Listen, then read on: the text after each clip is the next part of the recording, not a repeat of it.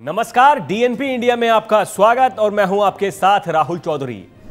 लोकसभा चुनाव जैसे जैसे नजदीक आते जा रहे हैं, देश में सियासी सरगर्मी तेज होती जा रही है। एक तरफ बीजेपी जीत की हैट्रिक लगाने की बात कर रही है, तो वहीं इंडी गठबंधन भी अपनी तैयारियों में मस्त है। बात अगर उत्तर प्रदेश की करें तो बीजेपी ने जमीनी स्तर पर काम करना भी शुरू कर दिया है, जबकि विपक्षी गठबंधन इंडिया अभी उलझनों में ही फंसता हुआ दिख रहा है। उत्तर प्रदेश में इंडी गठबंधन के बीच सीट बंटवारे को लेकर तो पेच फंसा ही हुआ है। सूबे के दो पूर्व मुख्यमंत्रियों के बीच भी आर पार हो रही है। दरअसल बसपा सुप्रीमो मायावती ने सपा के मुखिया अखिलेश यादव और समाजवादी पार्टी पर लगातार दूसरे दिन निशाना साधा है। उन्होंने सपा को दलित विरोधी पार्टी करार दिया, साथ ही उनके साथ किसी अनहोनी होने की आशंका भी जाहिर की है। मायावती ने योगी सरकार से अपनी सुरक्षा व्यवस्था बढ़ाने और बसपा पार्टी कार्यालय को दूसरी जगह शिफ्ट करने की गुजारिश की है।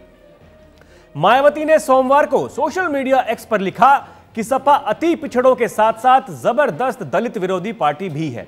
हालांकि बीएसपी ने पिछले लोकसभा चुनाव में सपा से गठबंधन करके इनके दलित विरोधी चाल चरित्र और चेहरे को थोड़ा बदलने का प्रयास किया, लेकिन चुनाव खत्म होने के बाद ही सपा फिर से अपने दलित विरोधी जातिवादी एजेंडे पर आ गई है।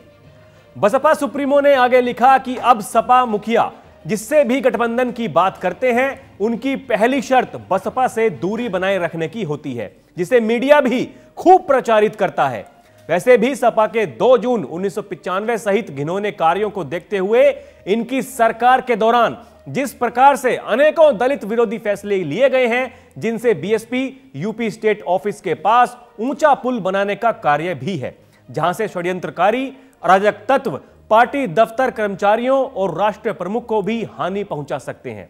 उन्होंने पार्टी दफ्तर के पास ऊंचा पुल बनाए जाने की बात रखते हुए आगे कहा कि इस वजह से पार्टी को महापुरुषों की प्रतिमाओं को वहां से हटाकर पार्टी प्रमुख के निवास पर शिफ्ट करना पड़ा। इसके साथ ही इस असुरक्षा को देखते हुए पार्टी प्रमुख को पार्टी की अधिकतर बैठकें अपने निवास पर करने को मजबूर होना पड़ रहा है, जबकि पार्टी दफ्तर में होने वाली बड़ी बैठकों में पार्टी प्रमुख के पहुंचने पर वहां पुल पर सुरक्षा कर्मियों की अतिरिक्त तैनाती करनी पड़ती है।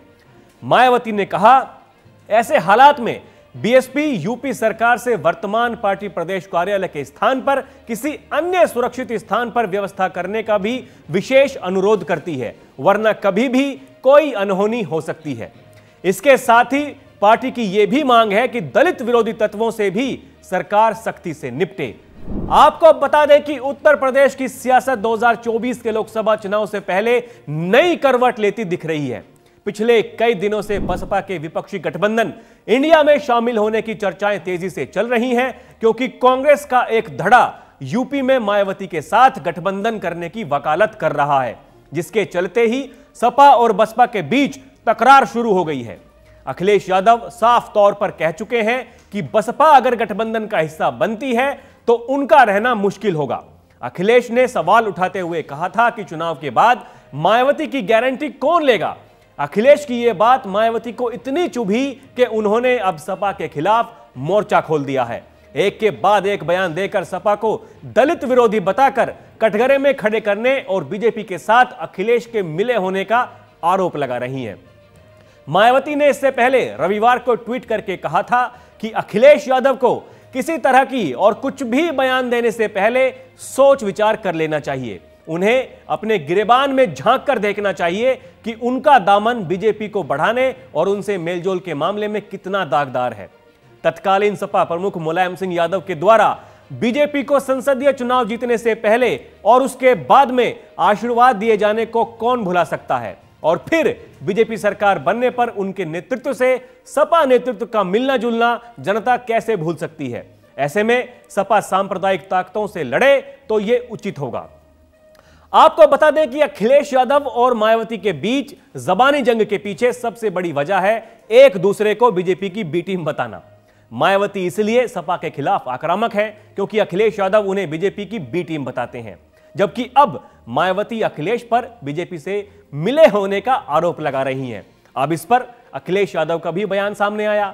उन्होंने मीडिया से बात करते हुए कहा कि हम कुछ लोगों के ट्वीट पढ़ते ही नहीं हैं, जबकि इस मामले पर यूपी के डिप्टी सीएम केशव प्रसाद मौर्य ने बसपा सुप्रीमो मायावती की सुरक्षा का आश्वासन भी दिया है।